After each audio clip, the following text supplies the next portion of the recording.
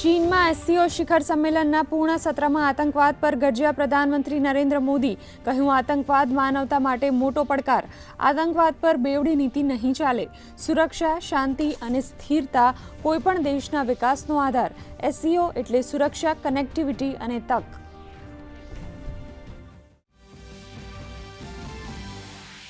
પ્રધાનમંત્રી નરેન્દ્ર મોદીની રશિયાના રાષ્ટ્રપતિ પુતિન સાથે દ્વિપક્ષીય બેઠક. મહત્વના રણનૈતિક મુદ્દાઓ પર બંને વચ્ચે થશે ચર્ચા.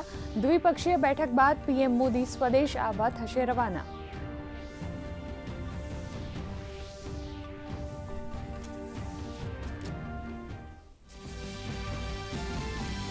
બિહારમાં મતદાતા સૂચિમાં નામ ઉમેરવા અથવા હટાવવા માટે વાંધા અરજી રજૂ કરવાનો આજે અંતિમ દિવસ. તો તારીખ વધારવા મુદ્દે વિપક્ષી દળોની અરજી પર આજે સુપ્રીમ કોર્ટમાં સુનાવણી.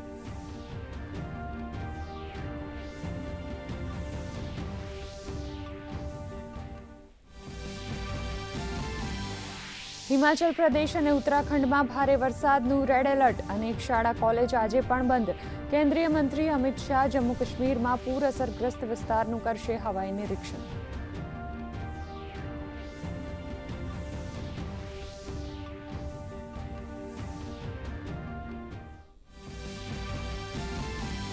રાજ્યમાં વરસાદે લીધો વિરામ. વહેલી સવારથી 39 તાલુકામાં છૂટો છવાયો વરસાદ. દાહોદના ઝાલોદમાં 1.25 ઇંચ વરસાદ. ફતેપુરા અને દાહોદમાં 1/2 ઇંચ વરસાદ. રાજ્યમાં સિઝનનો કુલ 90.81% વરસાદ.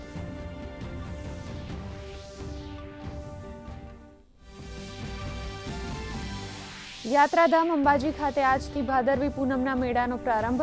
હજારો શ્રદ્ધાળુઓ માં અંબાના દર્શનાર્થે પહોંચ્યા. મંદિરમાં ભક્તોની લાંબી કતારો. અરવલ્લીના માલપુરથી શામળાજીનો માર્ગ. પદયાત્રીઓની સુરક્ષા માટે કરાયો વન વે.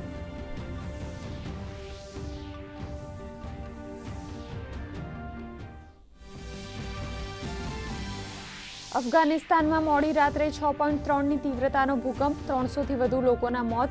1000 લોકો થયા ઘાયલ. દિલ્હી એનસીઆર સુધી અનુભવાયા ભૂકંપના આંચકા.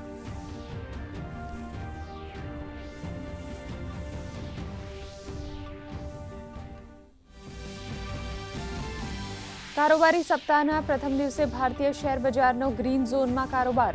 સેન્સેક્સ 350 જ્યારે નિફ્ટી 100 અંક ઉછળ્યો. આઈટી, ઓટો અને બેન્કિંગ સેક્ટરમાં ઉછાળો. સોના ચાંદીમાં જોરદાર તેજી.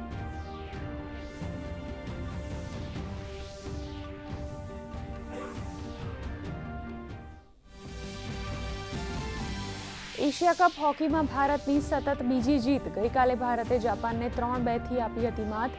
કેપ્ટન હરમનપ્રીત સિંહનું શાનદાર પ્રદર્શન. તો આજે ભારતનો કઝાકિસ્તાન સાથે મુકાબલો.